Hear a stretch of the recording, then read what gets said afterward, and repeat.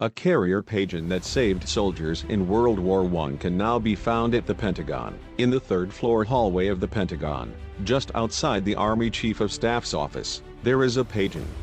Walking the corridors, the lifelike pigeon stands out among the cases of military history that display Revolutionary-era bayonets, Civil War uniforms and replicas of helicopters used in Vietnam. Upon closer inspections, one might notice the pigeon is so lifelike because it has been taxidermied. It's also missing one leg. That pigeon's name is President Wilson, an unsung hero of World War I that made a daring flight to save U.S. troops exactly 100 years ago.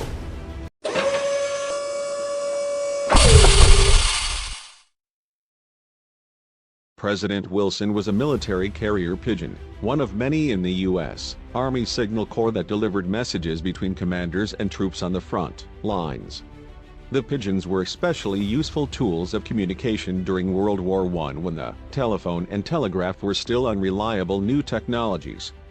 According to U.S. military accounts recorded in the U.S. Army Center of Military History and National Archives, Wilson was born in France and first assigned to the U.S. Army's newly formed Tank Corps, delivering messages to tank battalions commanded by Colonel George S. Patton in the Battle of Saint-Mihiel.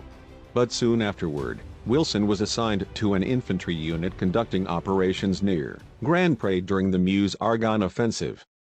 On the morning of October 5, 1918, his unit came under attack, and Wilson was dispatched to send a message that the unit needed artillery support.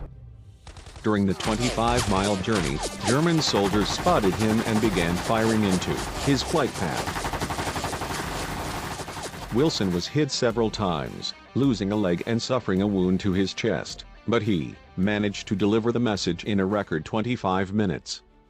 Surviving his wound, Wilson was retired and sent to the U.S. Army Signal Corps Breeding and Training Center at Fort Monmouth, New Jersey, where he would live another 11 years.